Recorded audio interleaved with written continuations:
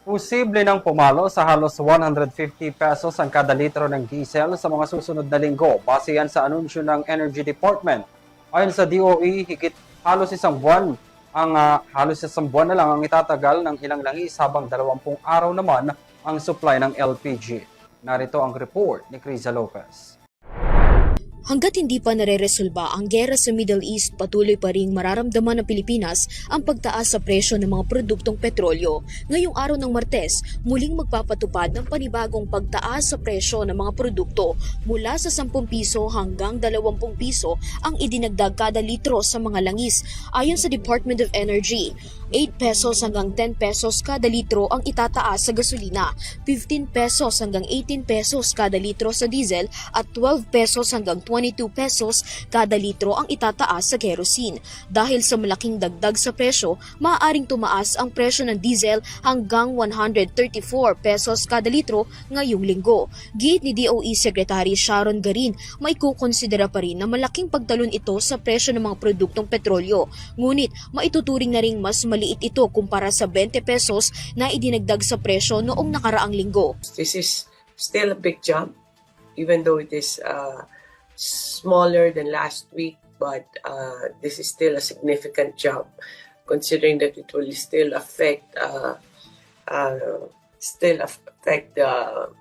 transportation industry as well as all industries, as well as the buying power of our household. Maiuugnay pa rin anya ang pagtaas na ito sa sigalot sa gitnang silangan.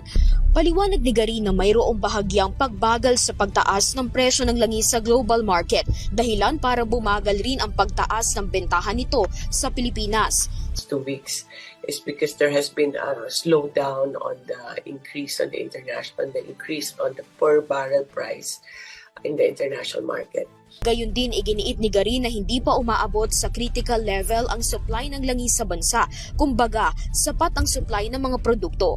Batay sa inventaryo ng DOE, may supply na aabot hanggang 45 araw na maaaring gamitin sa buong bansa. Sa gasolina, may supply na aabot hanggang 53 araw. Sa diesel, hanggang 45 araw at 77 araw sa kerosene. Sa LPG, may supply na aabot hanggang sa 21 araw.